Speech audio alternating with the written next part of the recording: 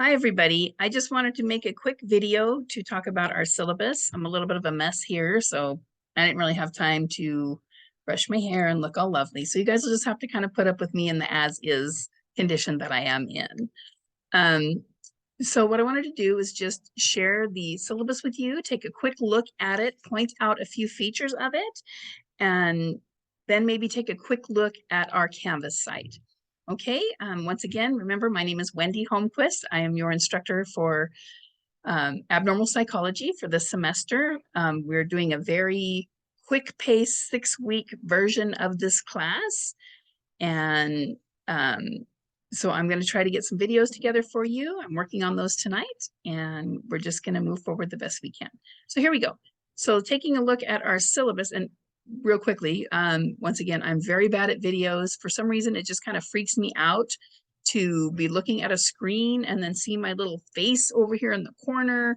It's not like talking to a whole room full of students. I feel so comfortable talking to a whole room full of students, whereas I feel very uncomfortable and awkward just talking to the camera. So please bear with me. My videos might be a little challenging because of this, but I am getting a little bit better at them. Can't really tell from this one, but maybe on the lecture videos, it'll look a little bit better. Okay, so this is our syllabus. You can access the syllabus in our Canvas site, and we'll take a look at where those are located momentarily. I just wanted to go over that on the first page here, we have information about the course, the introduction to the course, kind of what we're going to be looking at. And the biggest thing I wanted to point out to start with is this important note about taking the course in summer. Basically, we have 17 chapters we're going to cover in just under 6 weeks. We really have like a little over 5 weeks is really all we have. So you're going to be looking at 3 to 4 chapters on most weeks. I'm going to do my best to get PowerPoints up for you, which can kind of streamline what you're focusing on, but you will need to do the reading the best you can. In addition to this, it will be an old school type of course where exams are heavily weighted. We don't have time in a 6-week course to create appropriate projects to demonstrate your knowledge. In other words, we can't do big projects, papers, things like that.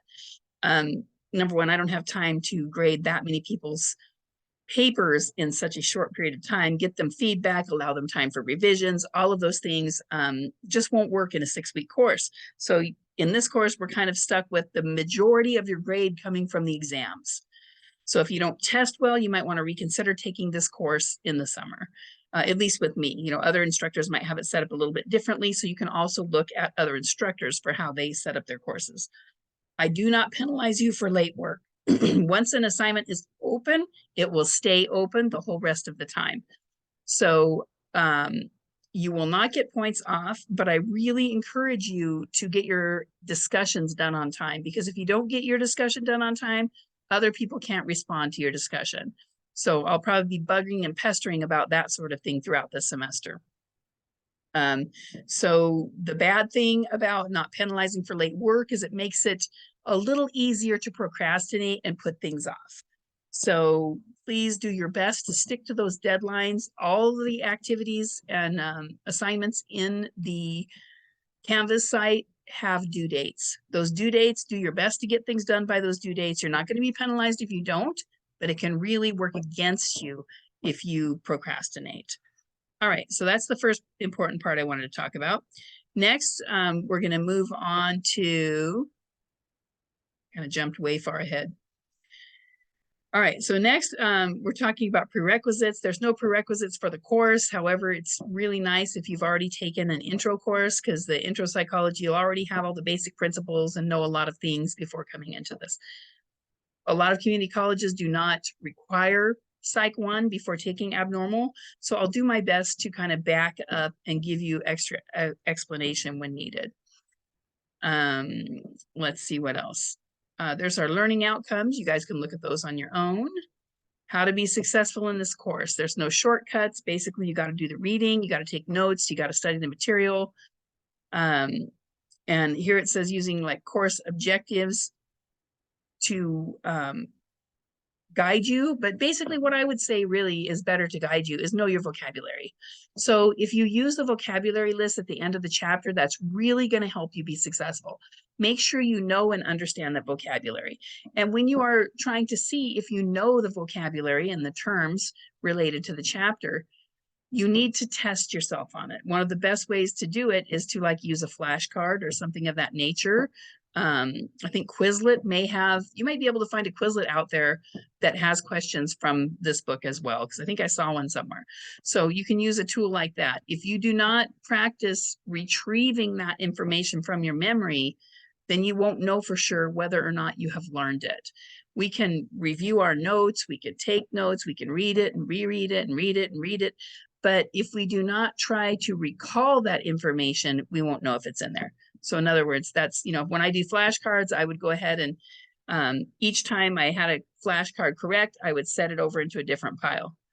And if I missed it, I just kept going over it over and again, keeping it in the pile until I get them all right. So that's just a suggestion of something I used to do when I was studying. As a student, you guys have a lot of responsibilities. Sorry about that. This thing is really sensitive. I don't have a mouse on my computer, so it's being problematic. Our grade calculations, basically the first week is got a lot more work than your other weeks when it comes to assignments that are due. In the first week, you have to do this day one check-in. You have to do a syllabus quiz, a meet and greet study discussion. You have to read chapters 1 and 2, and do a test for chapters 1 and 2. So it's a very, very busy week. Now, once again, you will not be penalized for doing things late, so you may need to move things around to make it work better for you. And then our last week of the class is like a 4-day period, which I have not added new assignments during that last week, during that 4-day period, because that's going to be a chance for you to get caught up, right? Because, this is just going to be kind of a fast-paced course. Every week after this first week, you will have 2 things to do.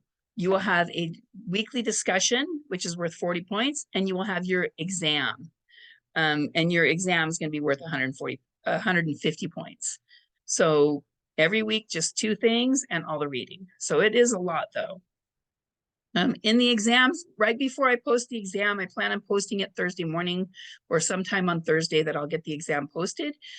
I will do a video about the exam at that time.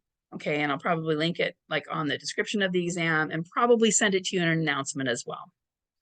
Our discussions are going to cover the readings of the book. And every week, the discussion is going to ask you the same thing. So basically, it's going to be the same questions every week, but you're going to use different content from the readings that you do that week in order to answer the questions, okay? And I think somewhere in the syllabus, I have a thing about the discussions in here. Yeah, so that was our point structure here. We have the day 1 check-in, syllabus quiz, meet and greet, study skills assignment, chapter 1 and 2 discussion, the remaining 4 discussions, which are 40 points each, and then our 5 weekly exams. Okay, and that all totals up to 1,000 points.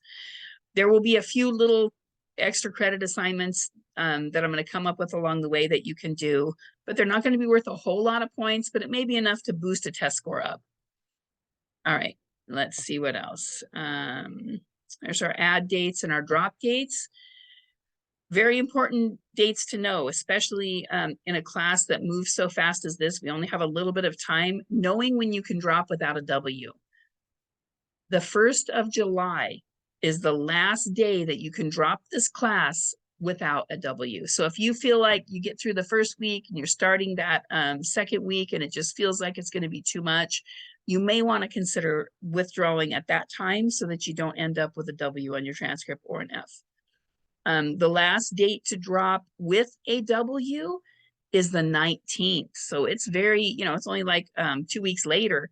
You have the opportunity to drop again, or still have that opportunity, but that will put a W on your transcript. You can retake the class that you get a W in. You need to talk to your counselor about the specifics of all of that. But basically, withdrawing is probably a way better thing than just letting go of everything and ending up with an F in the class. Okay, these are all the administration things like adding classes, dropping classes. If you quit attending, if all of a sudden you decide, well, the heck with this, I'm not going to mess with this class anymore, and you do not drop this class, and you stay on the roster for this class, you're going to end up with an F. So please, please, please make sure to do a drop if you quit attending the class. Let's see what else. Cheating. So academic honesty is something that we're having a little bit of an issue with. So we have plagiarism, which is basically copying things that other people have done and claiming it as your own. Plagiarism can also be plagiarizing yourself. Say you wrote the paper for another class and you want to submit it for this class. We don't have papers, but say we did have papers. The best thing to do there would be talk to your teacher, see if they would take that paper so it doesn't come up as a plagiarized thing. So it can be pretty tricky. And if you have questions about plagiarism or anything like that, please feel free to talk to me about it. I wanted to talk about AI stuff, and I think somewhere in this syllabus, here we go. When we talk about the discussions, we have to be careful. Last semester, I had a class where almost the whole class failed. And I don't know which class this was. I think it was a developmental psychology class. And this was a short-term class also. And the problem was that a lot of these people were using AI-generated answers in their discussions. They even used them in the places where I said, well, gee, what can I do to help you succeed in this course? They actually put like just these generalized statements that were computer generated that had, there was no personal stuff in there. Another problem was that they would come up with material that was completely outside of the book and had nothing to do with the book. And they wouldn't cite sources. And I had some of them that turned it in with clear markers of being AI, that they didn't even read the material, or they would have known that they couldn't turn it in like that. And so, I want you to please do your own work. Anything that is AI generated is going to be considered as academic dishonesty in this class. All right. This is for you to learn. The AI technology can't do the learning for you. You need to do your own work. All right. If you have questions or problems, please reach out to me. I'm happy to help you any way I can. Our class is set up into modules. So let me hop over here onto our Canvas page. Mine probably looks a little bit different because I'm not in student view. So let me pop it in student view. There we go. So technically this is what you guys are seeing. You're going to be seeing, I think these are all my missed assignments because as the sample student, I haven't done stuff about this, or these are a to-do list on the side here. But for our class, what I try to do is I try to put on the home page here, I try to put all the pertinent information. Like if we, if we were to be a class that had 3 exams, I'd have the dates on here, or papers due, I'd have it up here. So this is going to give you a brief outline of what you're going to see in the class, what we're doing that week, the chapters that we're going to be going over that week. As you can see, we're only doing 2 chapters in the first week, but we have those other assignments too. The meet and greet assignment, the daily check-in, you got to get your book, all these different things have to happen during the week. Yeah, and then down here we have these buttons, and you can use the button, like I can use the button to take me to the week 1 materials. And then what I'm trying to do is I'm trying to go ahead and okay, the day 1 check-in assignment, if I click on this link, it should take me right to the day 1 check-in where I can start the assignment. So I'm trying to put those links in just to make it a little bit more convenient for you. I'm still building a little bit on the course, so you're probably going to get some weird notifications about things being changed or added or things like that. And I apologize for that, but I'm working on it as we go. Okay. Let's see what else. The book.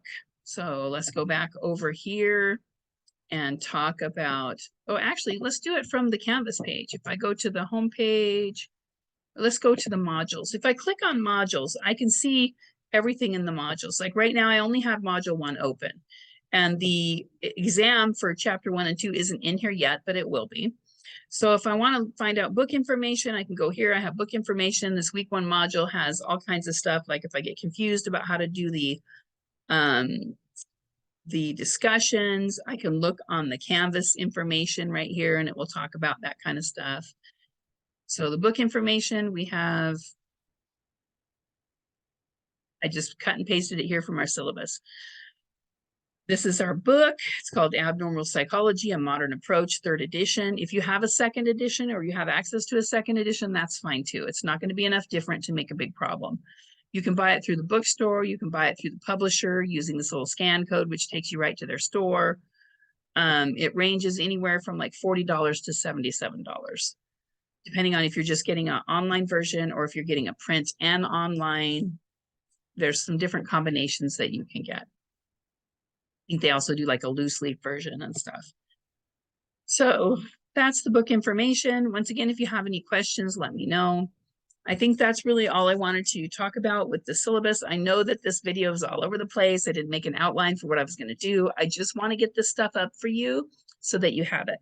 If you have any questions for me, please reach out, send me an email. I check it multiple times a day, and I will get back to you with whatever answers I have for you. I hope that you get through this course unscathed, and anytime you have a problem, please let me know. I'm going to have office hours also every Wednesday night from 6:30 to 7:30. So at that time, I will be online via Zoom. You will access that by going here to where it says Tech Connect Zoom. Come on, computer, you could do it. Okay. And these are the meetings that we have. So you would just click on this join, and I'll start the meeting at 6:30, and then you can just join in. It'll put you in a wait room, and I'll click it and then let you into the meeting. Okay, it is not mandatory. You can just come if you want to. If you want to talk to me in person, like face-to-face, not really in person, but face-to-face like this, we can arrange a different time if this doesn't work for you. I know we have a lot of working people out there that just cannot come on Wednesday, but I am happy to meet with you at a different time. So just let me know what works for you and we'll get it worked out. Okay, I think that's about it for me. So I am going to figure out now how to stop this recording. It's been a while since I did any videos. Alrighty, so I'm going to go ahead and wrap this thing up. You guys take care. Welcome to the class, and I wish you the best of luck. All right, bye-bye.